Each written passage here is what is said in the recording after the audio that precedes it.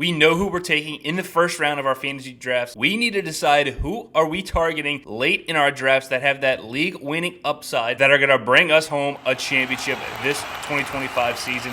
Last year in this running back sleeper video, we brought you Chase Brown. We're trying to do that yet again this year. But today we're bringing 7 running back sleepers in 2025 fantasy football.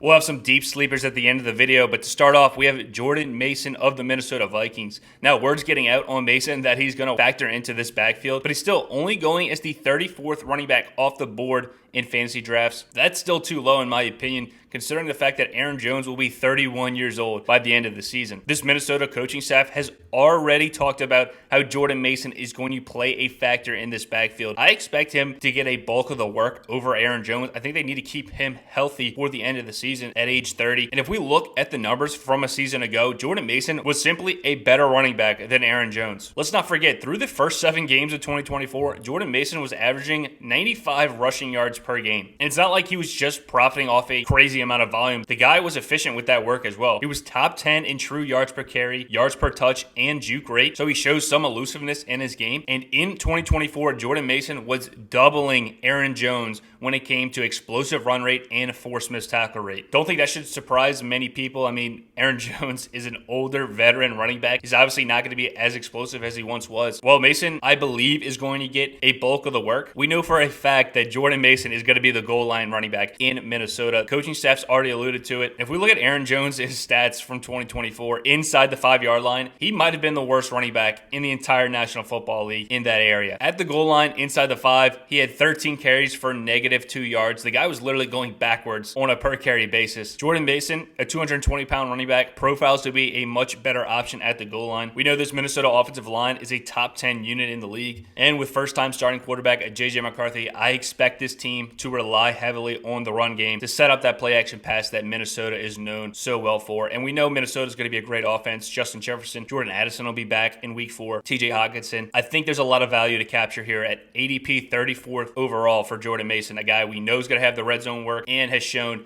at this point in their careers, he's a better running back than Aaron Jones. Kind of similar to Jordan Mason, J.K. Dobbins is going to be my second running back sleeper. Now, I'm not going to sit here and say J.K. Dobbins is a better running back than his backfield partner in RJ Harvey. But at ADP 36 overall for J.K. Dobbins, we just saw this guy finish his RB 18 in Los Angeles on a per game basis. I mean, J.K. Dobbins has low-key been one of the more efficient running backs his entire career in the NFL. He's averaging over 5 yards per carry in his entire career. Now, I would love to sit here and say that RJ Harvey was the 5th running back on the initial depth chart. That's why we think J.K. Dobbins is a good sleeper option. That depth chart means absolutely nothing. RJ Harvey's going to be on the field in week 1. We know Sean Payton handpicked RJ Harvey for this Broncos offense, similar to what he did with Alvin Kamara. But let's take a look back at what Alvin Kamara did in his rookie season. Yes, he was a great running back right out the jump, but Kamara was also splitting that backfield with Mark Ingram his rookie year. And in that season under Sean Payton, Mark Ingram finished as RB8 with 1,100 rushing yards and 12 touchdowns.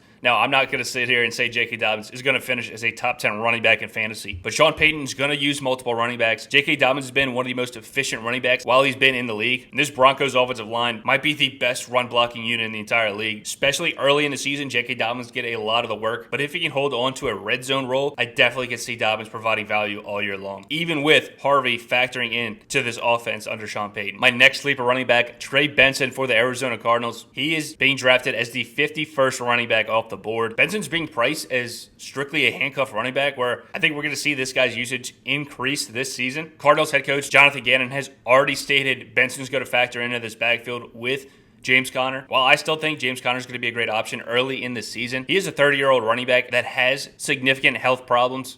I'm still drafting James Conner this season, but on those teams I get James Conner, I am following it up with Trey Benson late in drafts. Significant handcuff appeal, but I think he plays into this Arizona Cardinals offense that's been a top 10 rushing offense each of the last 2 seasons. They want to run the football at an extremely high rate. That's why James Conner was so productive last year. But let's not forget, Conner has never played a full season in the NFL. Last year was actually his healthiest year, where he only missed 1 game. But that's not something I'm going to expect this upcoming season. It's not a matter of if James Conner is going to get hurt, it's when it's going to get hurt. And when he does, I'm going to have Trey Benson on my team. This is a very talented 3rd-round running back out of Florida State just a couple of seasons ago. A home run hitter for this Cardinals offense which many are projecting to be a top 10 unit in the league. And we know, and like we've talked about, a lot of that is going to be based off of their run game. Trey Benson might not have a massive role in the beginning of the season, but I think that's going to uptick as we get closer to the fantasy football playoffs. My next running back, Javonte Williams of the Dallas Cowboys. That's cheap enough to where I could say that's worth taking a shot at the Cowboys starting running back this upcoming season, when the only backfield mates he has are Miles Sanders and Jadon Blue. Those guys don't really scream supreme talents, in my opinion. And we've seen Javonte Williams prior to that knee injury. He was one of the most elusive running backs in the National Football League. He's multiple seasons removed from that now. Maybe he finally gets back where he was prior to the injury. But all reports out of Dallas training camp are that Javonte Williams seems to be taking the most reps with the first team. He's going to get the first crack at this Cowboys starting running back role. We saw last year Rico Dowdle finish as a top 24 running back on a per-game basis. That was in a season where Dak Prescott didn't even play most of the year. So it's not like you have to be a superstar running back in this Dallas backfield to provide fantasy value. As long as you're getting work, you're going to be usable in fantasy football. And I think Javonte Williams will be the starter on week 1. In 0 RB builds, Javonte Williams is one of my favorite targets, as he's one of the last potential starting running backs you can draft in fantasy football this year. Now we get into our deep sleepers. These guys are free in basically all of your drafts. Take them in the last round. But in those deeper leagues, maybe these are guys you want to look at. Kyle Monangai is one of my favorite deep sleepers at the running back position. The 61st running back off the board. And Monangai looks to be the RB2 in Chicago behind DeAndre Swift. With Roschon Johnson also in the mix in Chicago. Last year, Roschon Johnson averaged 2.7 yards per carry. You could literally fall forward on the ground at the line of scrimmage and have a higher yards per carry than Roschon Johnson last year. Monangai, a 7th round rookie out of Rutgers.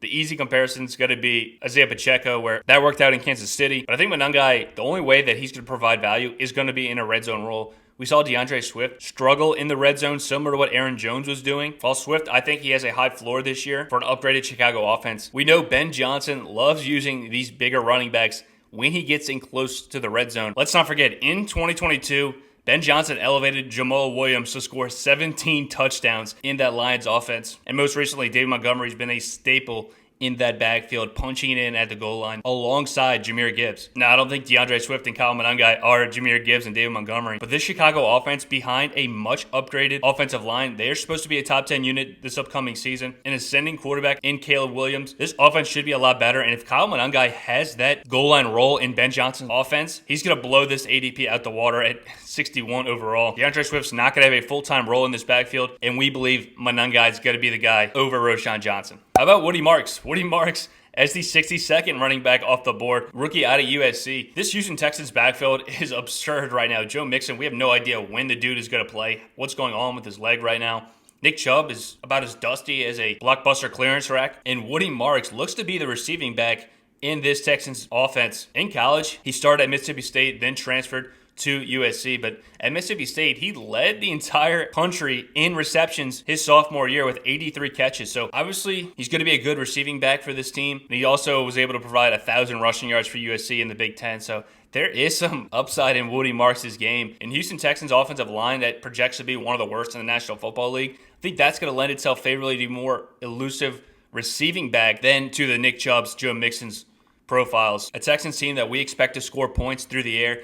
I think Woody Marks at ADP 62 overall, basically free at the end of your drafts. He does provide us some upside for a rookie running back alongside CJ Stroud. Now, my last running back sleeper, Taj Brooks of the Cincinnati Bengals. I went back and forth between Taj Brooks and Brashard Smith for the Kansas City Chiefs, but I ended up going with Taj Brooks. His ADP is just too nice. 69th overall running back in fantasy drafts right now. For a guy who looks to be the clear number 2 behind Chase Brown. I expect Chase Brown to have a massive year. This Bengals team obviously is okay with getting one running back a majority of the work. And I don't think Samaje Perine is going to be that running back, even if Chase Brown is to go down. So Taj Brooks, one of my favorite late stashes with superior upside in 2025 fantasy football. But let me know. Those are my 7 running back sleepers. We started with some veteran running backs. Jordan Mason, now of the Minnesota Vikings. J.K. Dobbins also moving teams to the Denver Broncos. Next with Trey Benson with some injury concerns at age 30 for James Conner. Javonte Williams for the Dallas Cowboys. And then we hit some rookie deep sleepers in our drafts that we want to target. Kyle Monangai, Woody Marks, and Taj Brooks. Let me know in the comment section what you think of these sleepers. Hit that like button and subscribe if you want to see more fantasy football content. That's going to do it here. We'll see you guys next week with another episode, The Fantasy Birds.